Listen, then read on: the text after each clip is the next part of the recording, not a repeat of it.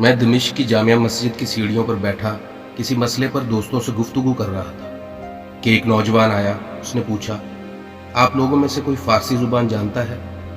میں نے سوال کیا، یہ بات کیوں پوچھ رہے ہو؟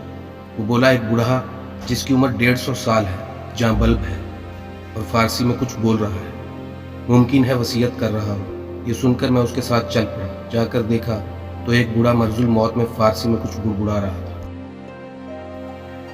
میری خواہش ہے کہ میں ابھی کچھ اور جی لوں، مگر افسوس کہ پیغام اجل آ پہنچا. میں ابھی زندگی کے خوان پہ بیٹھا ہی تھا کہ مجھے اٹھ جانے کا حکم ہوا ہے.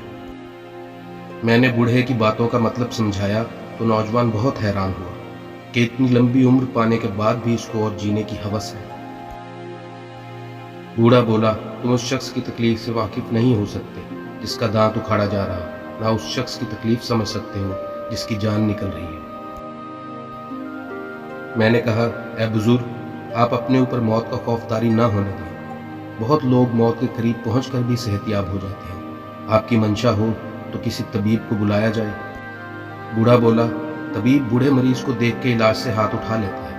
ایک بوڑھا نزا کے عالم میں رو رہا تھا اور اس کی بیوی اس کو سندل لگا رہی تھی.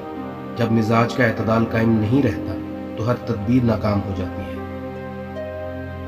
شیخ سعدی نے اس حکایت میں انسان کی اس کمزوری یا نادانی کی طرف اشارہ کیا ہے کہ انسان جتنی بھی لمبی عمر پالے لیکن اس کے جینے کی ہوس کبھی ختم نہیں ہوتی.